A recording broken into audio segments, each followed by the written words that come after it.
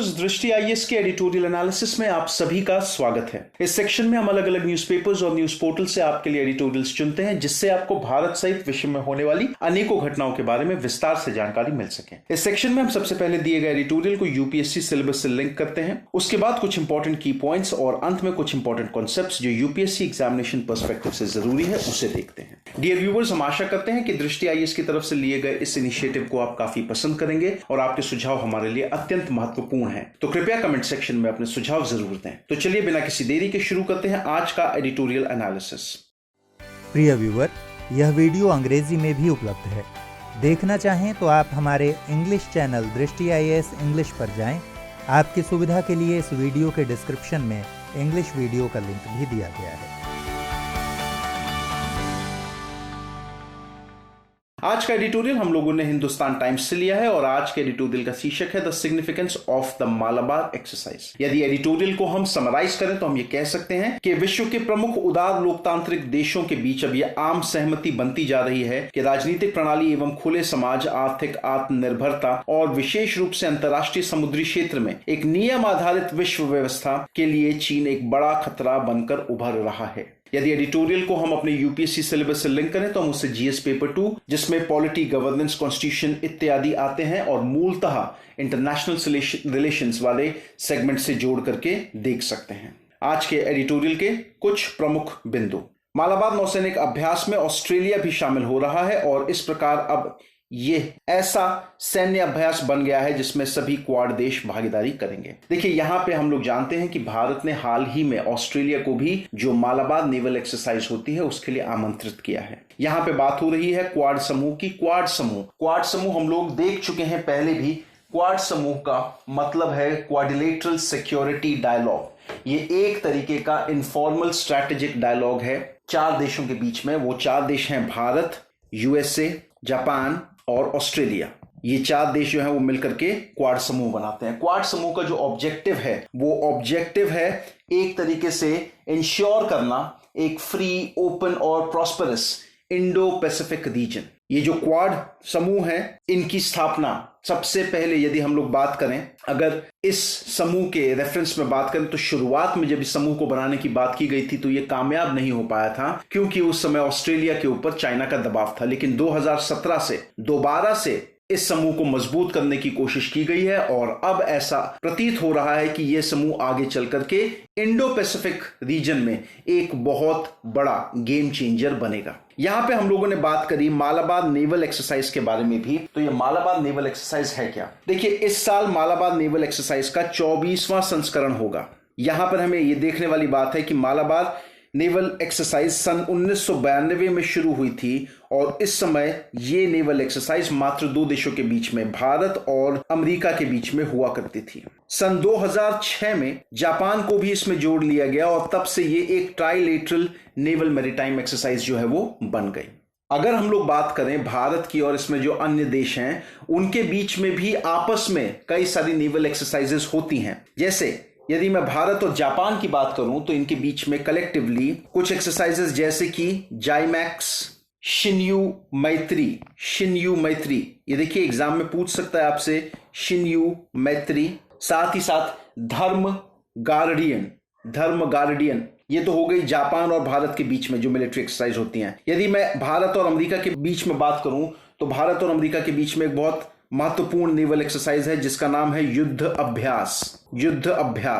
यदि मैं भारत और ऑस्ट्रेलिया के संदर्भ में बात करूं कि भारत और ऑस्ट्रेलिया के बीच में कौन सी मिलिट्री नेवल एक्सरसाइज होती है तो उसका नाम है पासेक्स। तो यहां पे ये देखने वाली बात है कि भारत जो है इन सभी देशों के साथ इंडिविजुअल लेवल पर भी अपनी नेवल एक्सरसाइजेस जो है वो कंटिन्यू करता है। लेकिन ये पहली बार ऐसा होगा कि क्वाड समूह के चारों देश एक साथ जो है वो एक नेवल एक्सरसाइज में पार्टिसिपेट कर रहे हैं, यदि ऑस्ट्रेलिया आता है और इस मालाबार नेवल एक्सरसाइज में पार्टिसिपेट करता है। हालांकि यह अपेक्षित था, विशेष रूप से जब चीन ऑस्ट्रेलिया संबंधों में तीव्र गिरावट आई है और चीन के किसी भी आधिपत्यवादी प्रयास के विरुद्ध एक मजबूत रुख का संकेत देने के लिए चारों क्वाड देशों के बीच संलग्नता का विस्तार हो रहा है। देखिए, यहां पर ऐसा माना जा रहा था कि एक समय पर ऑस्ट्रेलिया भी जो है वो इस एक्सरसाइज का हिस्सा बनेगा। वो इसलिए कि धीरे धीरे, जैसा कि मैंने शुरुआत में बताया कि ये क्वाड समूह को 2007 में भी बनाने की बात हुई थी, लेकिन उस समय भारत, ऑस्ट्रेलिया और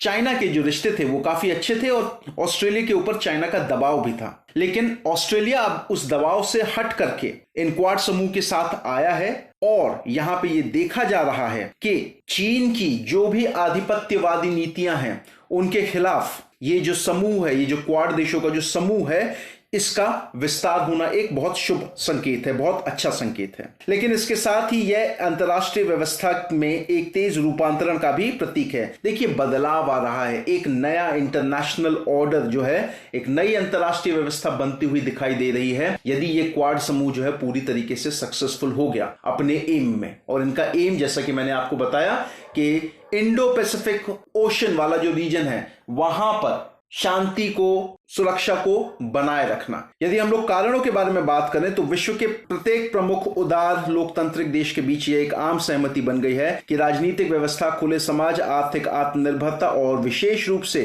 अंतर्राष्ट्रीय समुद्र क्षेत्र में एक नियम आधारित विश्व व्यवस्था के लिए चीन एक बड़ा खतरा है। जैसा कि अब सभी देशों को, सारी की सारी जो लिबरल डेमोक्रेसीज हैं, उन सबको यह समझ में आता जा रहा है कि चाइना जो है वो आने वाले समय में एक बड़ा खतरा बन सकता है। उनकी डेमोक्रेसी के लिए, उनके शासन करने के तरीके के ऊपर एक बड़ा खतरा बनकर के उभर सकता है। भारत पारंपरिक रूप से भू राजनीति में अपने दांव आजमाने की इच्छा रखता रहा है, लेकिन इसकी भौगोलिक स्थिति के कारण इसके पास इसका अवसर नहीं है। देखिए, भारत ने जब मौका मिला है, भारत ने भू राजनीति में, अपने रीजन के आसपास की भू राजनीति में अपने दांव आजमाने की बहुत प्रयास किए हैं और कई बार उससे सफलता भी मिली है। लेकिन जो सबसे बड़ा ड्रॉबैक भारत के साथ आ जाता है वो आ जाता है भारत की भौगोलिक स्थिति। उसकी वजह से भारत जो है कई जगह पे वो इनिशिएटिव लेना भी चाहता है लेकिन वह ले नहीं पाता। वास्तु स्थिति यह है कि चीनी आक्रामकता का सामना कर रहा भारत उन सभी अंतर्राष्ट्रीय गठबंधनों की तलाश करने और संबंधों को गहन करने को विवश है जो सांकेतिक और मूल समर्थन के स्रोत के रूप में काम आ सके। जैसा कि हम लोग देख रहे हैं कि भारत इस समय जो है वो चाइनीज एग्रेशन का सामना कर रहा है और इस सामने से ये जो दोनों देशों के बीच में ये जो गतिरोध बना हुआ है कई सारी चीजों को लेकर के, इसका पूरे तरीके से मुकाबला करने में भारत सक्षम है। लेकिन कहीं ना कहीं भारत भी ये बात जानता है कि जितने अंतर्राष्ट्रीय गठबंधन भारत बनाएगा, जितने अच्छे संबंध वो बाकी देशों के साथ करेगा, भारत को उतना ही ज्यादा इस चीज का फायदा मिलेगा।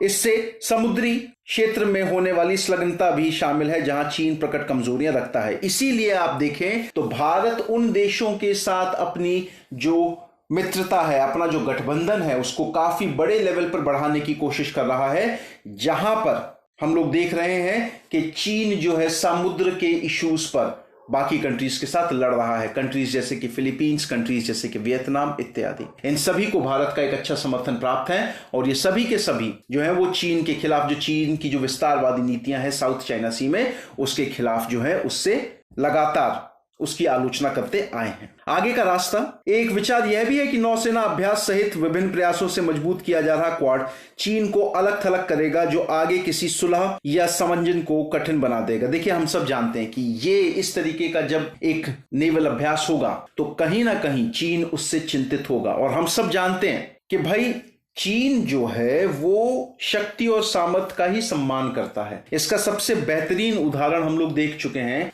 मिड 2000s में, जब भारत और अमेरिका के रिश्ते काफी बेहतर हो रहे थे तो उस टाइम पे जो है वो चीन के बिहेवियर में बहुत बदलाव था। तो इसलिए यदि चीन को काबू में रखना है तो जरूरी है कि आप सामर्थ्य बने, आप शक्तिशाली बने, तभी आप चीन को काबू में रख सकते हैं। यह महज संयोग नहीं है कि 2000 के दशक में के मध्य में जैसे जैसे भारत अमेरिका संबंधों में सुधार हुआ, चीन के व्यवहार में भी नरमी आती गई। जैसा कि मैंने अभी आपको बताया, केवल आर्थिक ताकत और अंतर्राष्ट्रीय साझेदारियों के साथ ही भारत चीन के साथ अपने विकल्पों को व्यापक आधार प्रदान कर सकता है। देखिए, अब यदि चीन को सही तरीके से सही दिशा में लेकर के आना है या उसे रास्ते पर लेकर के आना है तो उसके लिए बहुत जरूरी है कि भारत अपने आप में एक आर्थिक ताकत बने और साथ ही साथ जितनी अच्छी अंतर्राष्ट्रीय साझेदारियां हो सकती हैं उन सभी अंतर्राष्ट्रीय साझेदारियों को अच्छे तरीके से निभाए।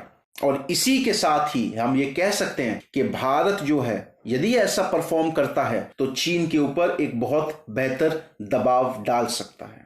प्रकट होता है कि पहाड़ों में शांति का मार्ग समुद्र से ही होकर गुजरेगा। और यहां पे ये बात समझने वाली है कि ये जितने भी जो चाइनीज एग्रेशन जो हम लोग देख रहे हैं, ये पहाड़ों में, कभी लद्दाख में, कभी अरुणाचल प्रदेश में, इन सभी चीजों का समाधान हो सकता है शायद, क्योंकि ये पहाड़ी इलाके हैं। तो इन सभी पहाड़ी इलाकों का जो डिस्प्यूट है, जो गतिरोध बना हुआ है, वो हो सकता है कि शायद समुद्र के मार्ग से शांत हो जाए। ये तो हो गया आज का एडिटोरियल। आज के एडिटोरियल से संबंधित कुछ प्रश्न जो आपसे पूछे जा सकते हैं, जैसे कि संयुक्त सैन्य अभ्यास के अपने लाभ और खतरे हैं, भारत के संदर्भ में इस कथन का परीक्षण कीजिए। ये तो हो गया आपका मेंस बेस्ड क्वेश्चन कि कुछ ऐसा आपसे सवाल पूछा जा सकता है। यदि प्रीलिम्स की मैं बात करूं तो प्रीलिम्स में आपसे क्वाड समूह के बारे में पूछ सकता है। क्वाड समूह के कौन कौन से देश हैं, क्वाड समूह कब बना था, साथ ही साथ जो मैंने आपको मिलिट्री एक्सरसाइज बताई, मालाबार मिलिट्री एक्सरसाइज, उसके बारे में थोड़ी सी जानकारी रखिए। और कई सारी जो अन्य मिलिट्री एक्सरसाइजेस मैंने आपको Bharat Japan, Bharat America, Bharat Australia के बीच में बताई, उसका भी आप ध्यान रखिए, सवाल वो भी पूछा जा सकता है।